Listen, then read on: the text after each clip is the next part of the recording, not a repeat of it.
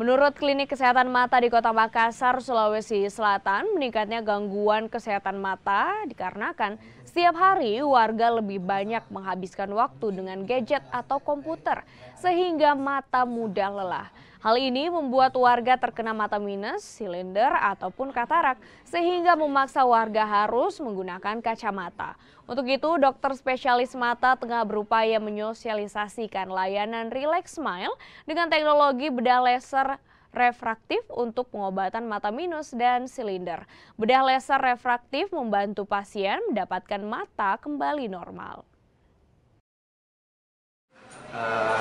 Tipis gitu, dia ada perubahan, dia bikin lentikel namanya, dan lentikel itu nanti akan kita keluarkan sesuai dengan ukuran refraksi pada pasien tersebut. Jadi ini prosedur yang termasuk yang cepat, aman, nyaman, dan pasien-pasien setelah operasi juga merasakan bahwa efek samping dari tindakan sebelumnya itu seperti lasik itu jarang didapatkan di tindakan ini.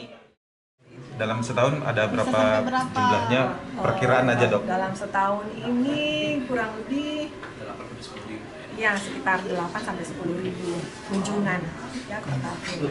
Dok, satu lagi keluhannya memang di rata-rata minus ya? Minus dan katarak? Ya, yang terbanyak ya tentu ada penyakit lain seperti infeksi, ada juga glaukoma, penyakit mata anak, namun yang terbanyak ya katarak dan kelainan refraksi.